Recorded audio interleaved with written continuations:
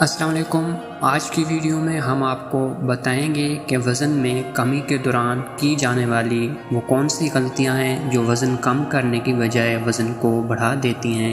یہ جاننے سے پہلے اگر آپ ہمارے چینل پر فرسٹ ٹائم ہیں تو چینل کو سبسکرائب کر کے بیل آئیکن کو پریس کر دیں تاکہ اس طرح کی ویڈیوز جیسے ہی اپلوڈ ہوں آپ تک فوری پہنچیں۔ نمبر 1، مکمل خوراک نہ لینا۔ اگر آپ بھی ان لوگوں میں سے ایک ہیں جو اس بات پر یقین رکھتے ہیں کہ کم کھانے سے وزن کم کیا جا سکتا ہے تو جان لیجئے آپ غلطی پر ہیں۔ کم کیلوری والی غذا سے آپ کا وزن شروع میں کم ہو سکتا ہے لیکن کچھ عرصے کے بعد اس کے نتائج منفی آتے ہیں۔ جب ہم اپنی خوراک کم کرتے ہیں تو ہمارا دماغ یہ سوچنے لگتا ہے کہ ہم کسی مشکل میں ہیں اور وہ ہمارے جسم کے مختلف عمل کو سست روی کا شکار بنا دیتے ہیں۔ یہ مختلف عمل کیلوری کو جلانے کے علاوہ میٹابولزم اور بلڈ پریشر کے نظام کو متوازن رکھنے کے حوالے سے اہم ہوتے ہیں، لیکن ان عمل میں خرابی وزن بڑھانے کا سبب بننے لگتی ہے۔ مخصوص غذاؤں کو اپنی خوراک سے نہ نکالیں۔ اگر آپ چند مخصوص غذائیں کھانے سے اجتناب کرتے ہیں تو آپ کا یہ فیصلہ سراسر غلط ہے، کیونکہ کسی بھی مکمل یا مخصوص فوڈ گروپ جیسے پروٹین، کارب اور چربی کو اپنی خوراک سے ختم نہ کریں۔ یہ چیزیں بھی آپ کی خوراک میں لازمی ہونی چاہیے کیونکہ یہ آپ کو وٹامن، معدنیات، فائبر اور اینٹی آکسیڈنٹ فراہم کرتی ہیں۔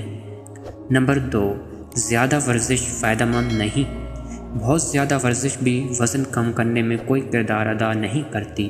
یہ حقیقت ہے کہ باقاعدگی سے کی جانے والی ورزش وزن کم کرنے کے حوالے سے اہم کردار ادا کرتی ہے، لیکن اضافی ورزش کرنے سے اکثر نتیجہ الٹ نکلتا ہے۔